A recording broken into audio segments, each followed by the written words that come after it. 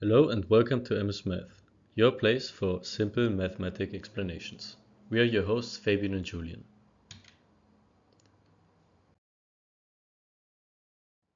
This is Emma. Emma would like to understand how conditional probabilities work. For this, we start with a very simple example regarding screws. Imagine you're a screw factory. 90% of the screws you produce are okay, 10% are not. And you have a test which tests all the screws you have, which results in 95% of the OK screws being sold and 99% of the not OK screws not being sold.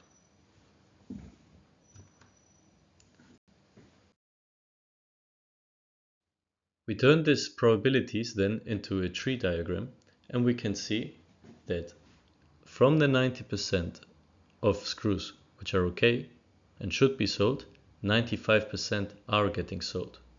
As you can see, the probabilities along the tree diagram are multiplied. So in this case, 90% times 95% leaves us with 85.5%.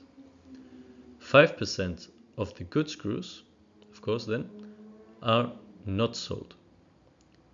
In other words, 90% times 5%. As we can see, this is fairly an efficient process, which sells, let's say, or lets the company sell most of the good screws. Now looking at the bad screws. 10% of the screws, as we said, are bad.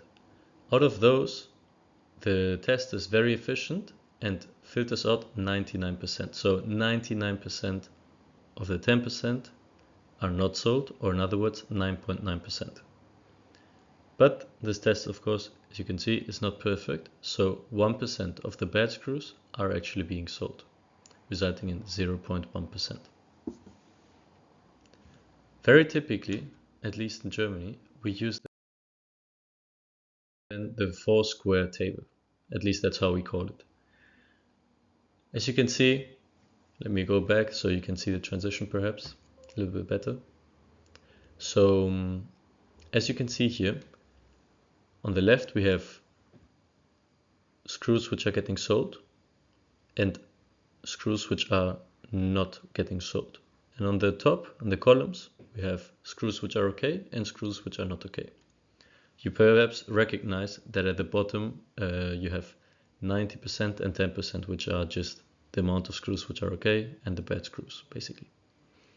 Now, this is just another way to represent the tree diagram we already had, but it just helps when you have the time to do both.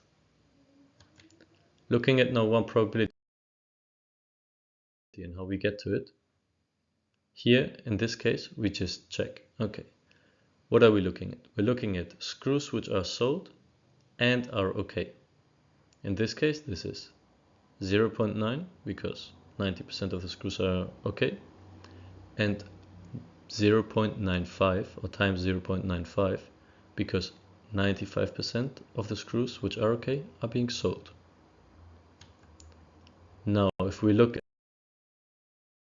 at all the screws which are being sold, we just have to add also the 0.1% of the screws which are sold but which are not okay.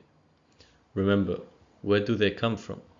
These come from the 10% of screws which are not bad, out of which 99% got filtered out, but this 1% of the bad screws didn't get filtered out and is being sold. So what we have to add is the number we had before, so screws which are sold and okay, 85.5%, and screws which got sold and are not okay, 0.1%. This leaves us with 85.6%. Very typically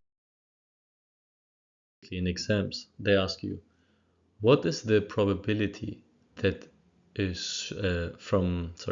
is the probability that the screw which is okay got sold out of all screws sold?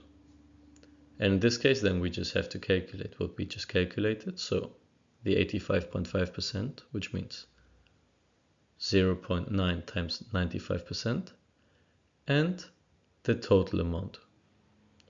which is the 85.5 plus the 10% times 1%, in this case 0.1%. And we get that we sell actually screws which are okay with a 99.88% probability, which is very high and just in line with good business practice.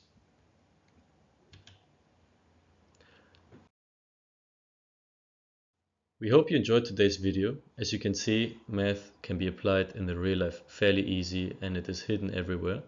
And we hope that you leave a like and follow for more tips and more explanations. And thank you very much for watching.